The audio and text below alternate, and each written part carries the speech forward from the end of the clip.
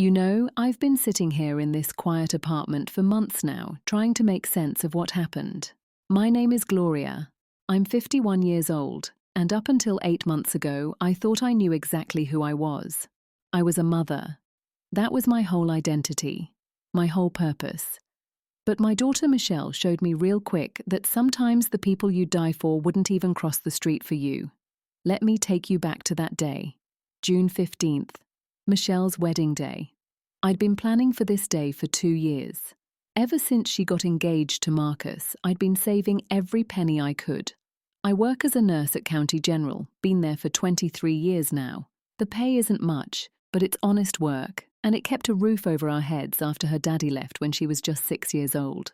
Michelle wanted this big, fancy wedding. And I mean fancy. She had her heart set on this venue downtown, the kind with chandeliers and marble floors and waiters in white gloves, the kind of place I couldn't even dream of affording.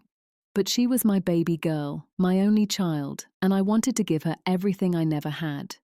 So I worked double shifts, I worked holidays, I skipped meals and wore the same 3 scrubs to work because I couldn't afford new ones. I cashed out my small retirement fund. I even took out a loan I knew would take me years to pay back, all for her perfect day. The morning of the wedding, I woke up at 5 a.m. in the little room Michelle had let me keep in the house. See, about a year before the wedding, I'd fallen behind on rent at my apartment. Michelle and Marcus had just bought this beautiful 4-bedroom house in the suburbs, and she offered to let me stay with them temporarily. I was grateful.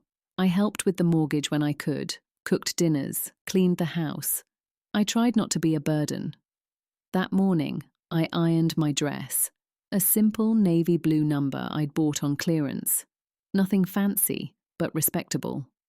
I wanted to look good standing beside my daughter. I'd paid for her dress too, of course. A custom Vera Wang that cost more than I make in 3 months.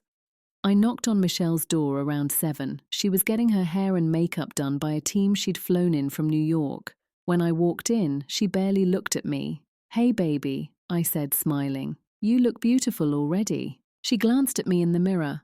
"Mum, can you make sure the caterers have the seating chart? And did you pick up Marcus's boutonniere, like I asked?" "No. Good morning. No. Thank you for everything. Just orders." But I brushed it off. Brides are stressed on their wedding day, right? That's what I told myself. The ceremony was at 4. By noon, the house was chaos. Bridesmaids everywhere, photographers. Michelle's future mother-in-law directing people like she was running a military operation. Mrs. Patricia Hamilton. That woman never liked me from day one. She'd look at me with this thin smile that never reached her eyes, like I was the help instead of the bride's mother. Around 1 o'clock, I was in the kitchen making sandwiches for the bridesmaids when Michelle came storming in. Her face was red, tears running down and messing up that expensive makeup. "What's wrong, baby?" I dropped everything and went to her. She pushed past me and grabbed her phone off the counter. "Marcus's parents just told me they're not happy with the seating arrangements. They want their entire extended family at the main tables." "Well, we can figure something out." "There's no room, Mom, unless—" She looked at me, and I saw something in her eyes I'd never seen before.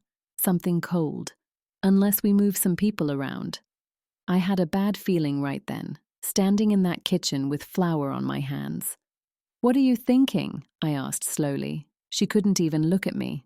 "Patricia suggested that maybe, since you don't really have any family coming anyway, maybe you could sit at one of the back tables with some of Marcus's distant cousins." I felt like she'd slapped me. "The back tables? Michelle, I'm your mother. I know that, Mom, but I paid for this entire wedding. Every single thing. The dress you're wearing, the flowers, the venue, the food."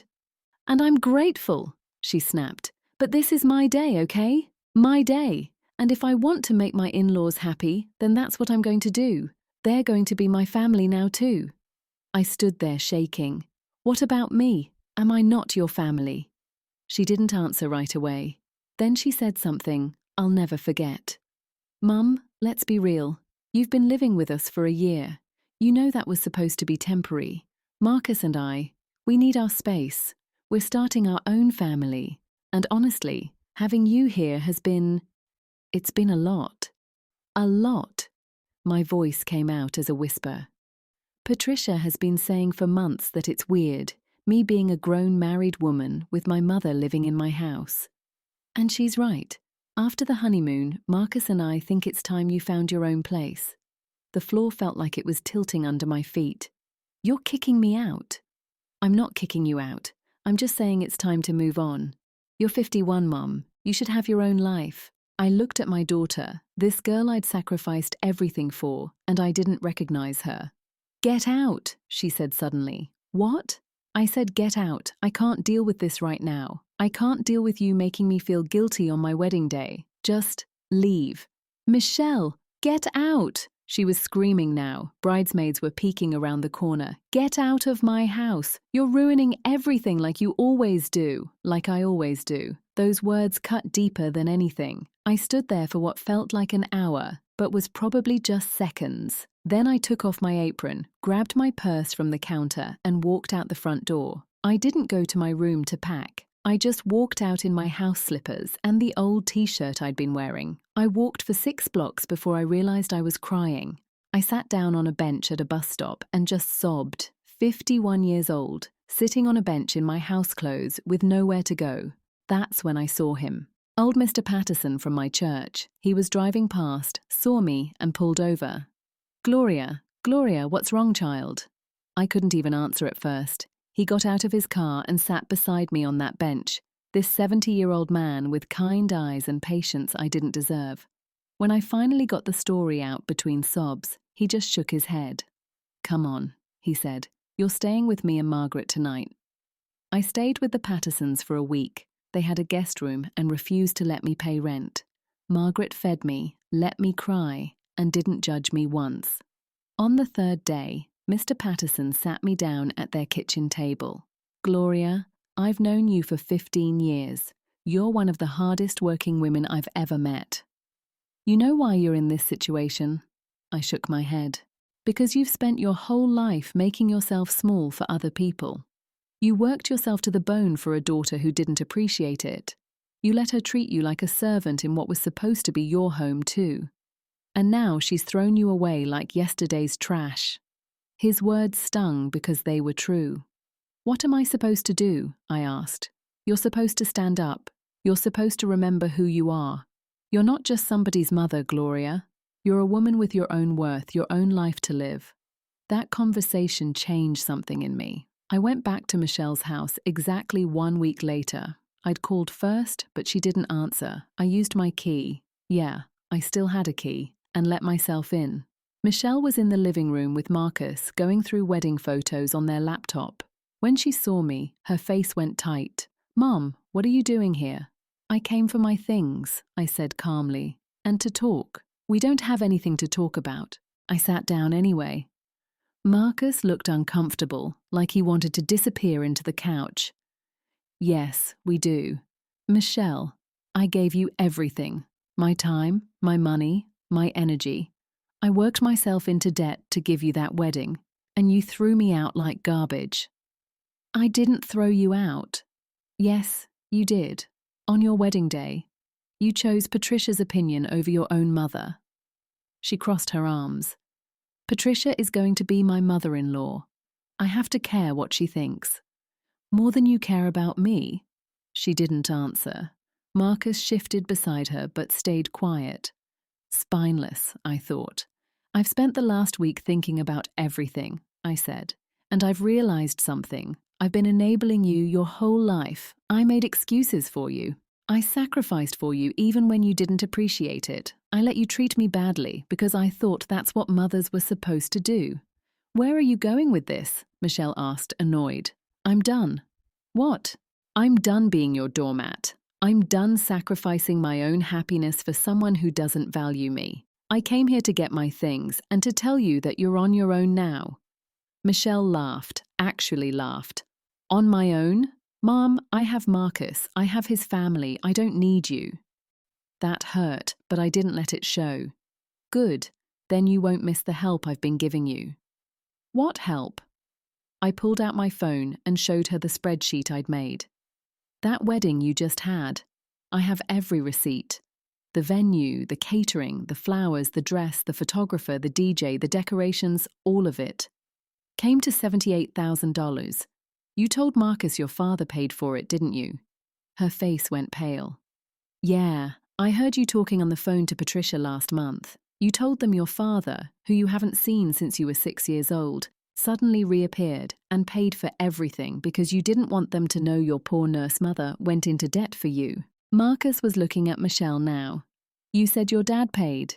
It doesn't matter, Michelle said quickly. It does matter, I said, because I took out that loan in your name and mine, joint debt, and I've decided I'm not paying it anymore.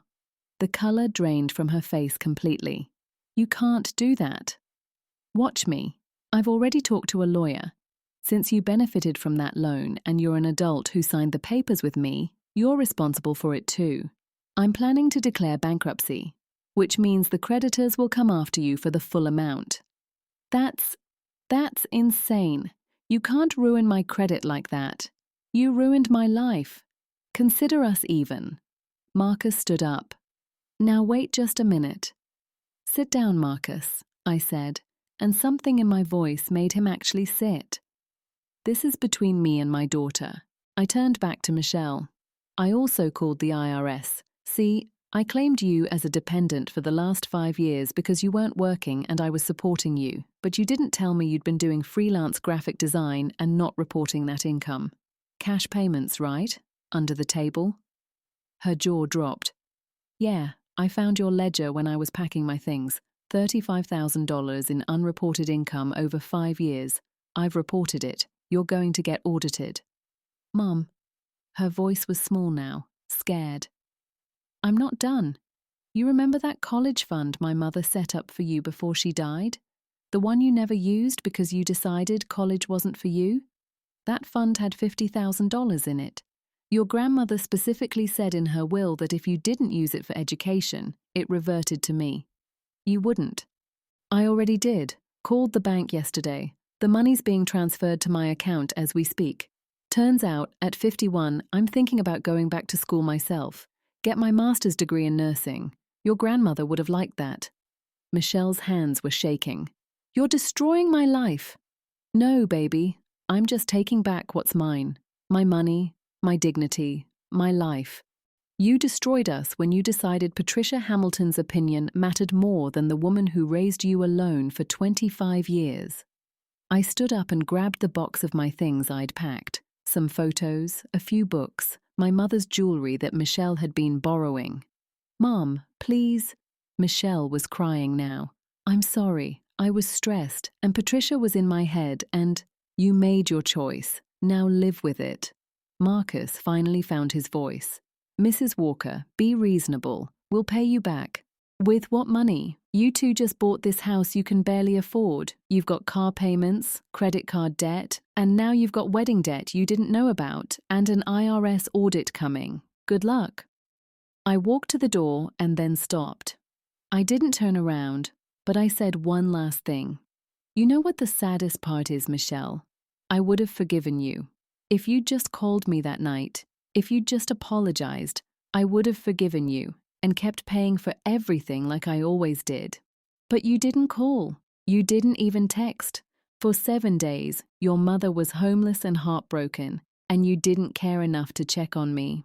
That's when I realized you'd never really loved me. You just loved what I could do for you. I heard her sobbing as I walked out. I didn't look back. 3 months have passed since then. I'm living in a small studio apartment near the hospital. It's tiny, just one room with a kitchen counter and a bathroom, but it's mine. I'm not in debt anymore. Bankruptcy wiped most of it clean. And yes, it hit Michelle's credit too. The IRS did audit her, and she had to pay back taxes plus penalties. She had to take out a loan to cover it. And from what I hear through the church grapevine, Marcus's family is furious with her for lying about the wedding expenses. They had to sell the house. Couldn't afford the mortgage anymore with all the new debt.